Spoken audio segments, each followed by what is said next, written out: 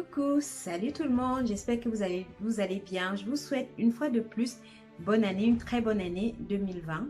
Beaucoup de bonheur, de santé, de joie, de paix, d'amour dans vous, dans vos familles et dans vos vies. Et je viens aujourd'hui par cette nouvelle vidéo vous faire un story time, le premier story time de cette chaîne. Donc voilà, la vidéo va s'intituler My Baby Story. Donc, c'est une story qui concerne mon bébé, mon petit chou. Comme vous le savez déjà, cette chaîne, elle est vraiment dédiée à mon petit chou et aux enfants en général. Un jour, je suis allée chercher mon fils à l'école et il avait disparu. Donc,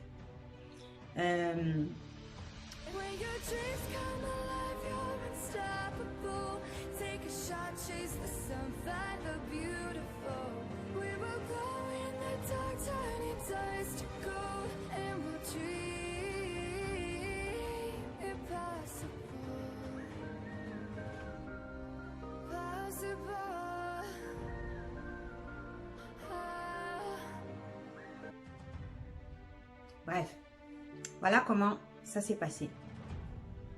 À l'époque, je ne travaillais pas. Et c'était la première année à l'école de mon petit chou. Et puisque je cherchais du travail, je sortais souvent et je faisais des rencontres. Une fois, j'avais rencontré une dame que son mari travaillait dans le même domaine que le mien. Et on a sympathisé. Elle habitait dans la même ville que moi. Et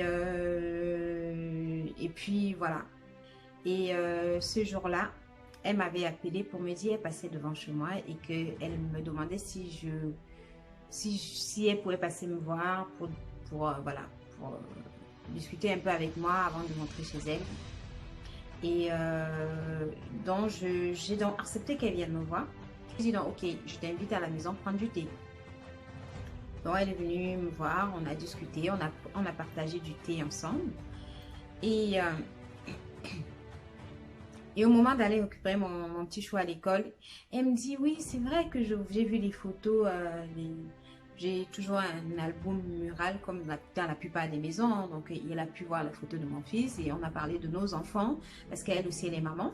On a parlé de nos enfants, on a parlé de nos enfants. Et ce qui se passe, c'est que elle me dit, tiens, mes enfants, ils rentrent déjà tout seuls à la maison parce que ses enfants étaient à l'école primaire.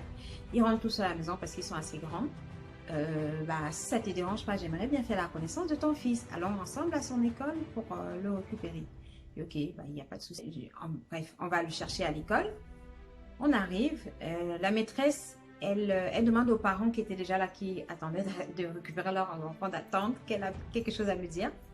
Elle me prend de côté. Bon, je demande à mon amie d'attendre à côté, quoi. Mon amie d'attendre. Et elle me prend à côté, elle m'amène un peu loin des autres parents. Elle me dit, je suis vraiment désolée, mais votre fils, on ne le retrouve pas. Et là, je commence à rigoler parce que il faut savoir que moi, de par mes formations et de mes expériences dans la petite enfance, j'ai appris une chose, c'est que quand il s'agit d'un enfant, je panique pas. J'ai appris à ne pas paniquer, à prendre sur moi et à gérer ça de façon différente en fait. Donc, elle me dit ça me fait rigoler parce que parce que c'est pas la première fois que ce petit chou faisait ce coup-là. Je rigole et elle ne me comprend pas. Elle était toute paniquée en fait parce que quand elle me parlait, elle était complètement paniquée. Elle me dit, on l'a cherché partout. Les ATSEM sont allés continuer à la chercher parce qu'en fait, ce qui se passe, c'est qu'à l'école, les enfants, quand on vient chercher les enfants à 16 h, c'est que les enfants, ils reviennent de la récréation, en fait. Ils reviennent de la récréation avant l'heure des parents. Et quand ils sont revenus de la récréation, mon fils, au lieu de rentrer, d'aller avec ses copains, il est allé ailleurs. Donc, au lieu de rentrer avec ses camarades dans sa classe, ses camarades de classe dans sa classe, il est allé ailleurs. Et bon, moi, j'étais pas paniquée plus que ça parce que dans l'école, il y a une clôture. Il y a une clôture et c'est ce qui fait que pour moi, je me disais, s'il a disparu, il est certainement forcément quelque part dans l'école, soit aux toilettes, soit il a dû aller aux toilettes sans avertir les adultes, soit il est dans le toboggan ou ils ont une cabane dans la cour de l'école, soit il est dans la cabane de la cour de l'école et qu'il ne s'est pas rendu compte que les autres étaient partis. Parce que mon fils, c'est un petit garçon qui, deux fois, joue seul. Deux fois, il apprécie de jouer seul, de se retirer, de s'amuser tout seul. Donc, c'est ça que moi j'avais dans la tête, mais la maîtresse et les ATSEM, ils étaient complètement paniqués. Ils couraient partout, elle courait partout parce que ce sont des dames. Elle courait partout et mon amie aussi, elle s'est mise à courir partout. Et là où je me suis mise à rigoler, c'est qu'elle ne connaît même pas mon fils, elle a vu que sur la photo. Et elle se met à courir partout pour le chercher. Et à un moment donné, elle me demande, mais Laura, mais qu'est-ce qui t'arrive? Mais pourquoi tu paniques pas? Mais moi, je suis complètement paniquée là. C'est incroyable que la façon dont tu as à retenir tes émotions. J'ai répondu, bah, paniquer maintenant, ça a servi à quoi? Il y a une clôture, donc il est forcément quelque part. Donc voilà, ça sert à rien de courir dans tous les sens. On va se calmer, on va d'abord tous se calmer, on va réfléchir. Est-ce qu'il n'est pas allé dans une autre classe? Est-ce que j'ai commencé à poser des questions comme ça et la maîtresse s'est souvenue que oui, effectivement, il a un copain avec qui il s'entend beaucoup, mais qui n'est pas dans sa classe, qui est dans une autre classe. Donc, ayant cherché dans toute la cour, on a fini par aller dans la classe de ce petit garçon. Et ce qui se passe, c'est que quand on arrivait dans la classe de ce petit garçon, la maîtresse de cette classe-là était en train justement de dire qu'il n'a rien à faire là en fait. De lui expliquer qu'il n'a rien à faire là, qu'il devrait être dans sa classe. Et on avait perdu quoi, 10, 15 minutes à le chercher dans toute l'école, sans penser à chercher dans les... si je fais cette vidéo, c'est voilà, pour partager cette expérience-là que j'ai eue. Aussi pour conseiller des parents ou voilà, des adultes, quand quand ça concerne un enfant, prenez le temps de vous calmer. Ça ne sert à rien de paniquer. Paniquer ne va pas changer la situation. Que tu paniques ou pas, la situation va être la même. Et quand tu paniques, tu n'as pas les esprits, tu disperses tes esprits en fait, tu n'as pas les esprits, ton esprit n'est pas posé pour réfléchir. Quand il arrive un truc, calme-toi, dis-toi que c'est déjà arrivé. Donc, de toutes les façons, tu ne peux pas changer ça. C'est clair que c'est déjà arrivé. L'enfant, il a disparu, il a déjà disparu. Ça, c'est quelque chose qui est clair. Ok? Maintenant, ce qu'il y a à faire, c'est qu'il faut que tu arrives à prendre sur toi. À te dire, ok, c'est arrivé. Maintenant, qu'est-ce qu'il faut faire? Voilà. Parce que quand tu paniques, tu fais beaucoup d'erreurs. Quand on panique, même comme j'ai dit, j'ai pris cette conscience-là dans mon métier. Parce que je sais que quand tu t'occupes d'un enfant qui n'est pas le tien, et il lui arrive un truc, tu paniques, tu fais tellement d'erreurs. Et après, il faut expliquer ces erreurs, il faut rendre des comptes. Et ces erreurs, ça peut être grave. Parfois, dans la panique, on peut aggraver la situation qui était juste une situation mineure en fait. Donc, je voulais vraiment encourager les gens, vous encourager, vous parents, vous professionnels, certains professionnels de la petite enfance, parce que je sais qu'il y a pas mal de professionnels de la petite enfance qui n'ont pas de formation. Moi, j'ai commencé sans formation, j'ai travaillé pendant des années sans formation avant de pouvoir me former. J'ai appris ça pendant ma formation et pendant mes nombreuses expériences auprès des enfants. Quand il y a une situation, ne panique pas. La panique, c'est quelque chose qui va toujours t'induire en erreur. Ne panique pas, prends le temps prends sur toi, prends le temps de réfléchir à ce que tu vas faire, à ce que tu dois faire, surtout. Parce que voilà, c'est ce que je voulais partager aujourd'hui avec vous. J'espère vraiment que ça va édifier certaines personnes. Mais vraiment, la panique, c'est pas la chose à faire Après, c'est quelque chose qu'il faut appliquer dans beaucoup de situations, en fait. Dans beaucoup de situations. je m'imagine à une certaine époque, je pense que j'aurais dit certaines choses à la maîtresse que voilà. Déjà, j'aurais commencé par lui demander qu'est-ce qu'elle fait là au lieu d'être en train de chercher mon enfant. Vous voyez? Voilà, je pense que j'aurais peut-être dit des choses et regretté après. Ce qui arrive à beaucoup d'entre nous.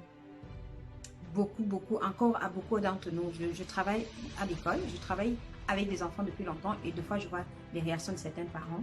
J'ai déjà été victime des réactions de certains parents qui se sont excusés par la suite.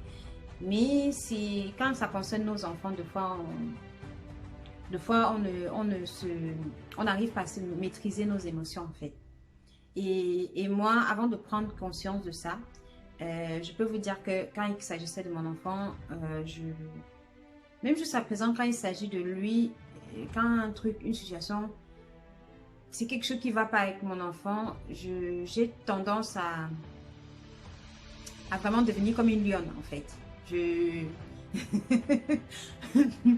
suis camerounaise, je suis une lionne, mais proprement dit, je suis une vraie lionne quand il s'agit de mon enfant. Donc, voilà, avant de prendre cette conscience, je me souviens qu'une fois, j'ai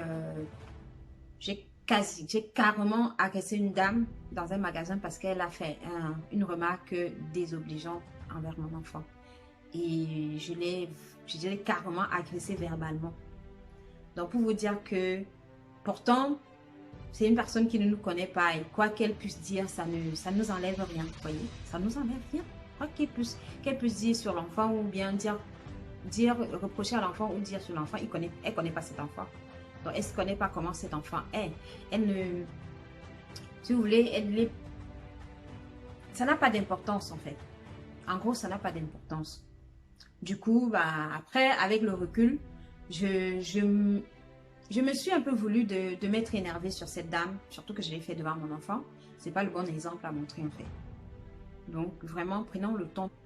Je me souviens en Afrique, quand il suffisait juste qu'une maman entende qu'une autre femme a frappé son enfant, elle va mettre le cabas, elle va attacher le pagne ou elle va mettre le pantalon pour aller bagarrer avec la personne qui a tapé son enfant ou bien qui a insulté son enfant ou bien qui a eu voilà, qui a fait quelque chose à son enfant. Généralement, on ne prend pas le temps de comprendre la situation. Qu'est-ce que ton enfant a fait? Est-ce que ton enfant n'a pas fait quelque chose qui a poussé cette personne à faire ça? Bon, c'est vrai qu'il y a des personnes qui sont méchantes par nature, hein, mais est-ce que il y a des personnes qui n'aiment pas les enfants? Ça, on peut pas nier. J'ai déjà rencontré des personnes que je sais qu'ils n'aiment pas les enfants, ça c'est clair. Et ils le montrent et ils le disent même. Il y a des personnes qui sont même conscientes de ça. Ils sont conscients qu'ils n'apprécient pas les enfants. Ils le disent. Ils le montrent et ils le disent. Mais en tant que parent, j'ai souvent vu ça en Afrique. Et même ici, j'en ai vu encore. Et même moi, avant d'apprendre à maîtriser mes émotions, je pense que je devais être pire. J'aurais été le genre de maman prête à aller bagarrer avec une personne parce que la personne a regardé mon enfant de travers ou que la personne a dit quelque chose de mal à mon enfant. Donc la preuve que j'ai engueulé une dame parce qu'elle a fait une remarque à mon enfant, une remarque pas gentille à mon enfant. Donc vraiment, prenons le temps de réfléchir, de prendre sur nous et de comprendre la situation avant d'agir. C'est très important. En tant que parent, c'est vraiment très important. C'est vraiment important. Et sachant, n'oublions pas que nos enfants prennent beaucoup exemple sur nous. Essayons de bien analyser certaines choses avant d'agir. Et de se poser la question, toujours de savoir quel est l'intérêt de notre enfant. Important ça. C'est quoi l'intérêt? J'espère que j'ai pu inspirer, que ce message, cette vidéo, ce baby story va vous permettre d'apprendre quelque chose. Hein, va vous permettre d'apprendre quelque chose sur votre comportement. Observez-vous. Apprenez à vous observer. Observez vos réactions face à certaines situations. Et posez-vous la question après de savoir est-ce que j'aurais pas pu faire mieux? Est-ce que j'aurais pas pu faire autrement? D'accord? C'est vraiment très important. Moi, je fais beaucoup de remises en question en fait. Je fais tellement de remises en question. Face à certaines situations, j'agis, mais après, j'essaie d'analyser ma réaction et je me pose la question de savoir si j'aurais pas pu faire mieux, de savoir si est-ce que j'aurais pas pu réagir différemment. Est-ce que c'était vraiment la meilleure réaction? Vous voyez? Généralement, on est capable de savoir, même avant que quelqu'un nous dise, on est capable de savoir si on a été trop loin ou si on n'a pas été assez trop loin. Ok? Si on a été trop loin ou si on a été juste, on est capable de le savoir. Si on est une personne consciencieuse, on est capable de le savoir. Donc vraiment, j'espère que ça va vous aider cette vidéo. Et merci d'être là. Merci aux personnes qui nous suivent.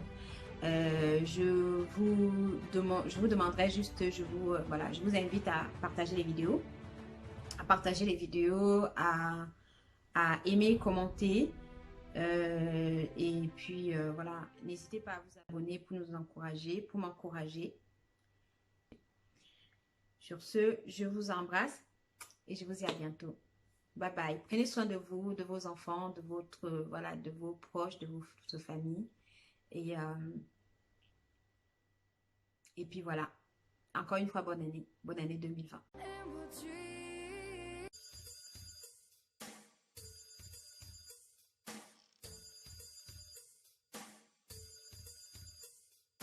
C'est le téléphone, je l'entends qui sonne.